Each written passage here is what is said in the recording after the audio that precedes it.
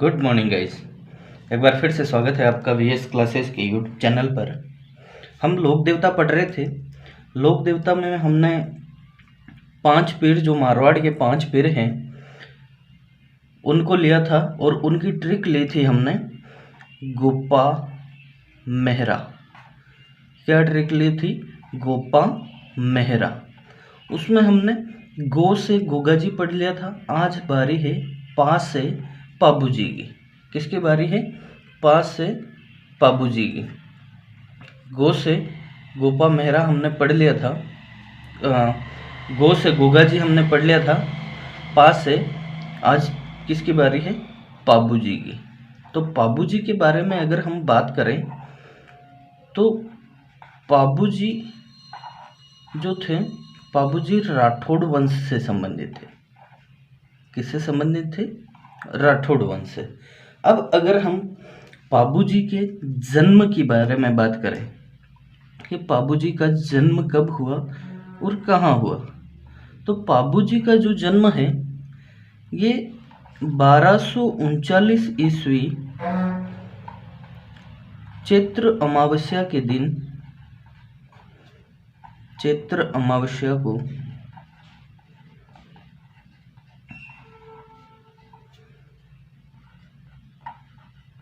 कोलूमंड गांव फलोदी जोधपुर में हुआ। कहाँ पर हुआ? कोलूमंड गांव जोधपुर, कोलूमंड गांव फलोदी जोधपुर। ठीक है। पाबू जी का जो जन्म है 1239 ईस्वी चैत्र अमावस्या के दिन कोलूमंड गांव फलोदी जोधपुर में। अब पाबू जी से संबंधित जैसे जो भी लोग हैं, पाबू जी से संबंधित जितने भी महत्वपूर्ण तथ्य हैं उनके बारे में हम बिल्कुल व्यवस्थित तरीके से पढ़ेंगे। अब जैसे पाबू जी है, पाबू जी की एक कहानी प्रचलित है।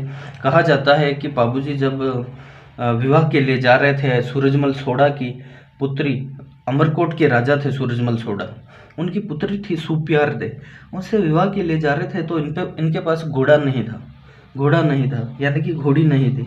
तो इन्होंने देवल चारनी से, किससे? देवल चारनी से घोड़ी उधार ली थी और विवाह के लिए गए थे।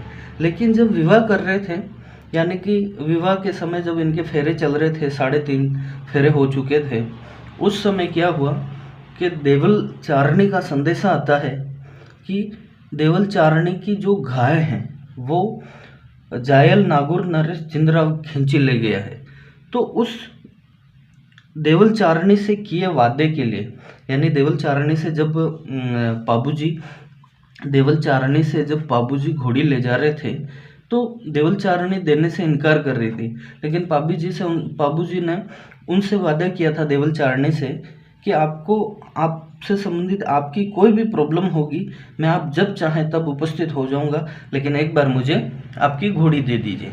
लेकिन अब क्या हुआ, पाबूजी जब विवाह कर रहे थे उस समय फेरे चल रहे थे, 3.5 फेरे हुए थे, और तभी पाबूजी को पता चलता है कि मैंने जिससे घोड़ी उधार ले के देवल चारनी उनकी गायों को नागौर नरेश जिंदराव खींची लेके चला गया है।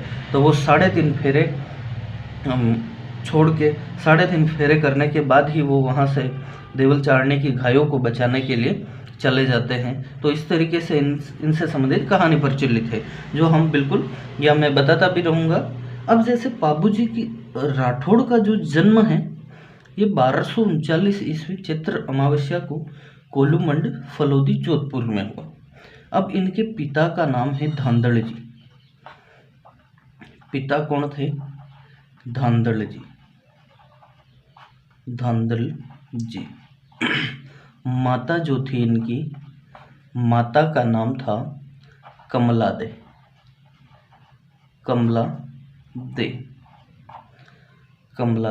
और पाबूजी के गुरु जो थे, पाबूजी के गुरु का जो नाम था वो था समर्थ भारती।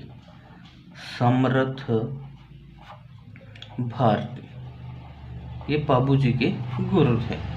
और वो जो घोड़ी जो थी केसर कालमी से जो घोड़ी ली थी देवल चारनी से, उस घोड़ी का नाम था केसर कालमी।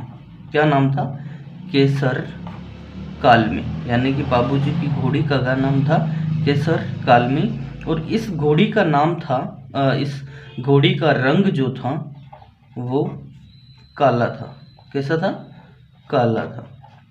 और ये जो घोड़ी है केसर काल में, ये देवल चारणे से ली थी, देवल चारणे से ली थी। ठीक है, तो ये घोड़ी से संबंधित हो गया। अब क्या हुआ? अब जैसे केसर कालमी को लेने के लिए इनके कुछ सहयोगी थे, वो गए थे देवल चारणे के पास। तो अब हमारे जो पाबूजी हैं, पाबूजी के कुछ सहयोगी थे, सहयोगी, इनके बारे में भी कभी कभी एग्जाम में पूछ लेते हैं। तो सहयोगी जो थे, चांदा डेमा, चांदा डेमा, खलमल खांपू, खलमल खांपू, खांपू, कंगार, खंगार, खंगार हो गया। और एक और था, उसका नाम था चासल। ये कुछ इनके सहयोगी थे। ठीक है, अब जैसे अगर हम बाबूजी की बात करते हैं, तो बाबूजी की जो पत्नी है, पत्नी, उसका नाम था सुप्यार दे या फुलम दे, सुप्यार दे, सुप्यार दे या फुलम दे। क्या नाम था? सुप्यार दे या फुलम दे। इनको सुप्यार दे को फुलम दे के नाम से भी जाना जाता था। और ये जो सुप्यार दे थी, ये अमरकोट के राजा, कहाँ के राजा? अमरकोट के राजा सूरजमल सोढ़ा की पुत्री थी, सूरजमल सोढ़ा की पुत्री।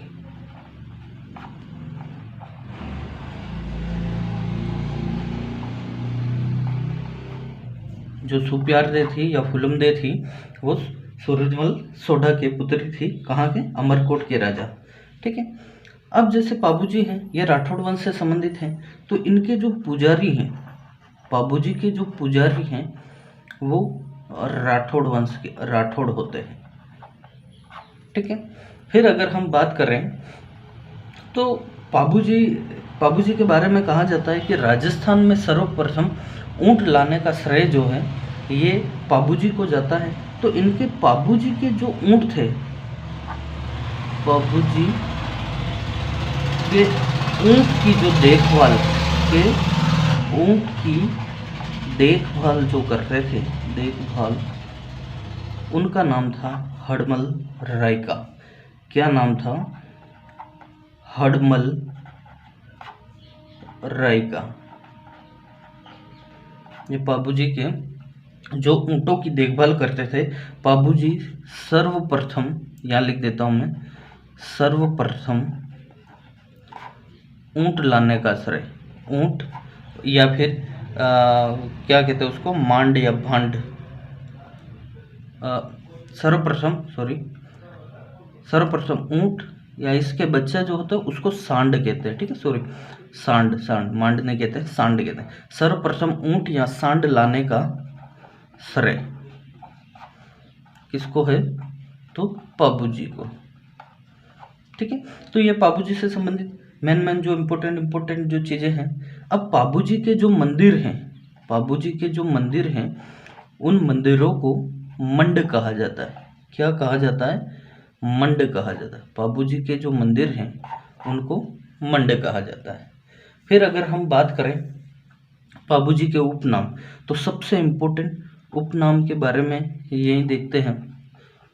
उपनाम के बारे में अगर हम बात करें तो सबसे इम्पोर्टेंट, एक तो इन्हें लक्ष्मण का अवतार मानते हैं, लक्ष्मण का अवतार। ठीक है, अभी क्या है, एग्जाम का पैटर्न चेंज हो चुका है, इसलिए घिसे पिटे सवाल नहीं आएंगे। जो मोस्ट इम्पोर्टेंट चीज़, जो यूनिक चीज़ें हैं वो पूछी जाएगी, इसलिए विशेष ध्यान रखें। इन्हें एक हाड़ फाड़ वाले देवता, हाड़ फाड़ वाले देवता, ठीक है। ऊँटों के देवता तो कहते ही हैं, ऊँटों के देवता बाबूजी, ऊँटों के देवता। अब देखिए जैसे इनसे संबंधित जो मेले हैं हमने मेले एवं त्यौहार में पढ़ लिए हैं, इसलिए मैं यहाँ आपको नहीं बता रहा। अब इनसे संबंधित जो फैक्ट हैं वही बता रहा हूँ। इन्हें लक्ष्मण का अवतार मानते हैं। और एक चीज़ और, ये रेबारी पाबूजी जो हैं रेबारी या रायका के आराध्य देव हैं। कौन? पाबूजी रायका जाति के आराध्य देव हैं। ठीक है। फ्लेग रोग रक्षक भी कहते हैं इन्हें, फ्लेग हो गया। फिर सर्रा रोग रक्षक भी कहते हैं, फ्लेग और सर्रा रोग रक्षक भी कहते हैं इन्हें। तो ये पाबूजी से संबंधित जो उपनाम प्रचलित हैं वो सारे के सारे हमने यहाँ पर देख लिए। अब पाबूजी के जो मंदिर हैं उनको मांड कहते हैं। ठीक है। अब इनसे संबंधित जैसे पाबूजी सर्वप्रथम ऊँट लाने का श्रेय, राजस्थान में सर्वप्रथम ऊँट लाने का श्रेय या सांड लाने का श्रेय किसको है? तो पाबूजी को। ये सारी की सारी इनसे संबंधित फैक्ट होगी। ठीक है। अब अगर हम नेक्स्ट बात करें तो इनके पुजारी हो गए, इनके मंदिर हो गए, ऊँटों की देखभाल हड़मल रायका करता था। अब अगर हम नेक्स्ट बात करते हैं तो पाबूजी से संबंधित महत्वपूर्ण तथ्य।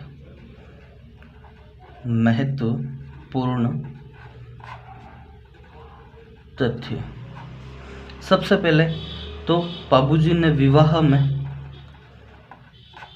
3.5 फेरे लिए थे। 3.5 यानी कि 3 सही 1/2 फेरे लिए थे।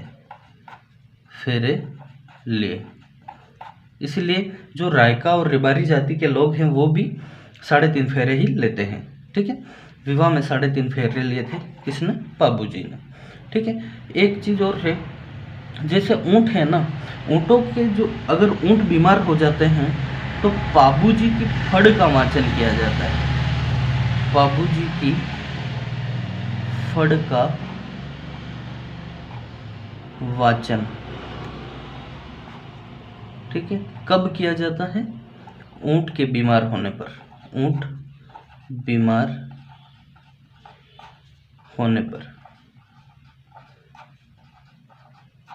जैसे ऊँट बीमार हो जाते हैं तो पाबूजी की फड़ का वाचन किया जाता है।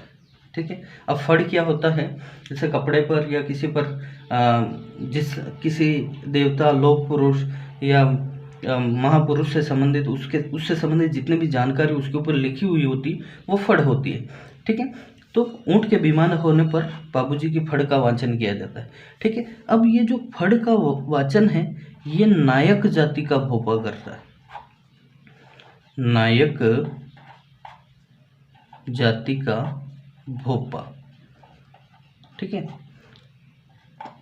और रावण हत्था वाद्य यंत्र के साथ, रावण हत्था वाद्य यंत्र के साथ, यानी नायक जाति का जो भोपा है वो रावण हत्था वाद्य यंत्र के साथ पाबूजी की फड़ का वाचन करता है।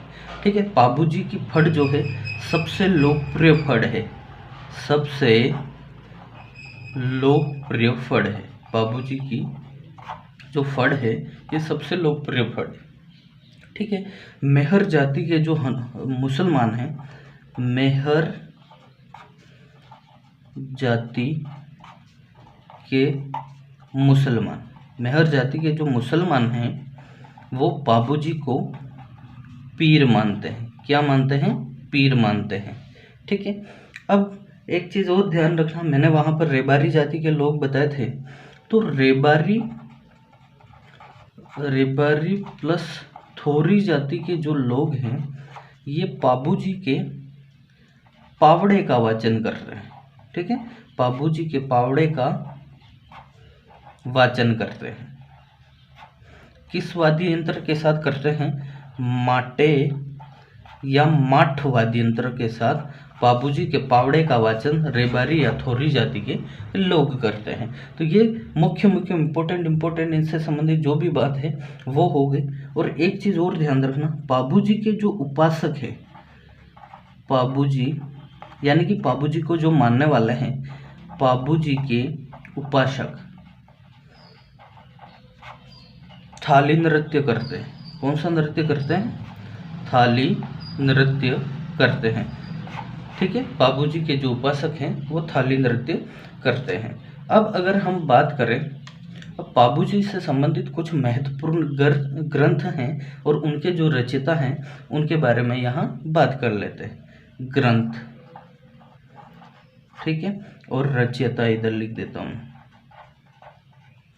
बाबूजी से संबंधित एक ग्रंथ है, उसका नाम है पाबू प्रकाश। किसने लिखा था? तो ये लिखा था मोड़जी आस्या ने। किसने रचना की थी इसकी? मोड़जी आस्या ने। किसने रचना की थी? मोड़जी आस्या। और ये जो पाबू प्रकाश है ये बाबूजी की जीवनी है। क्या है? जीवनी है। और इसी पाबू प्रकाश के अनुसार, इसी पाबू प्रकाश जो ग्रंथ है इसके अनुसार बाबूजी का जो जन्म है, देखिए ये सिर्फ इस पाबू प्रकाश ग्रंथ के अनुसार, पाबू प्रकाश ग्रंथ के अनुसार बाबूजी का जो जन्म है बाड़मेर के जूनाग्राम में एक अप्सरा से माना जाता है। जूनाग्राम में एक अप्सरा की कोख से माना जाता है। अप्सरा की कोख से इनका जन्म माना जाता है। ठीक है, तो ये पाबू प्रकाश हो गए। फिर एक और ग्रंथ है, उसका नाम है बाबूजी रिवात। ये बाबूजी रिवात किसने लिखा? तो ये लिखा था लक्ष्मी कुमारी चुंडावत। लक्ष्मी कुमारी चुंडावत। और लक्ष्मी कुमारी चुंडावत जो अपनी रचना करती थी वो रानी जी के नाम से करती थी। इधर दिख नहीं रहा है तो इधर लिख देता हूँ, रानी जी के नाम से अपनी रचनाएं लिखती थी। यानी लक्ष्मी कुमारी चुंडावत को ही रानी जी कहा जाता था। ठीक है, फिर एक ग्रंथ है बाबूजी रादुहा या रिदुहा। तो ये किसने लिखा? ये लिखा था लघराज ने। ये लिखा था लघराज ने। फिर है बाबूजी रोछंद। बाबूजी रोछंद ये किसने लिखा? तो ये लिखा कवि बिट्ठू मेह। कवि बिट्ठू मेहर ने लिखा। कवि बिट्ठू मेहर ने। ठीक है, एक और ग्रंथ है वो है बाबूजी रा सोरठा। क्या नाम है? बाबूजी रा सोरठा। और बाबूजी रा सोरठा ग्रंथ लिखा है रामनाथ कविया। रामनाथ कविया। तो ये अपने बाबूजी से संबंधित जितने भी महत्वपूर्ण जानकारी है ये सारी की सारी यहाँ पर लिख दी है। और एक चीज़ ध्यान रखना, जैसे बाबूजी जो थे ये बाबूजी सन 1276 में जायल जो नागौर के जो नरेश थे जिंदराव खिंची। कौन थे? जिंदराव खिंची। उनसे लड़ते हुए देचू गांव में वीरगति को प्राप्त हुए। कहाँ पर? देचू गांव में वीरगति को प्राप्त हुए। यानी कि बाबूजी सन 1276 में अपने बहनोई जायल नागौर नरेश जिंदराव खिंची से देवल चारणी की घायों को छुड़ाते हुए देचू गांव नामक स्थान पर वीरगति को प्राप्त हुए। तो वीरगति को प्राप्त होने के बाद इनकी जो पत्नी है, क्या नाम? सुप्यार दे। सुप्यार इधर दिख नहीं रहा है, यहाँ लिख देता हूँ, सुप्यार दे। इनकी जो पत्नी है सुप्यार दे, वो बाबूजी के जो साफा है ना, साफा के साथ सती हो गई थी। सती हुई, साफे के साथ सती हुई। कौन? सुप्यार थे। इनके शहीद होने के, इनके वीरगति को प्राप्त होने के बाद। और मान्यता के अनुसार राजस्थान में सर्वप्रथम ऊंट या सांड बाबूजी ही लेकर आए थे। तो ये बाबूजी से संबंधित जितनी भी सारी की सारी जो जानकारी मिलती वो सारी की सारी जानकारी मैंने एक ही यूनिट में यहाँ पर करवा दी है और इससे बाहर एक भी क्वेश्चन नहीं बनने वाला। ये सारी की सारी जानकारी हमने यहाँ लिख दी। और इस क्लास से संबंधित व्यवस्थित राइटिंग में लिखी हुई आपको पीडीएफ चाहिए तो इस वीडियो के डिस्क्रिप्शन बॉक्स में मैंने टेलीग्राम चैनल की लिंक डाल रखी है, उसको ज्वाइन करके आप वहाँ से पीडीएफ प्राप्त कर सकते हैं। तो आज के लिए इतना ही। आपका बहुत बहुत धन्यवाद।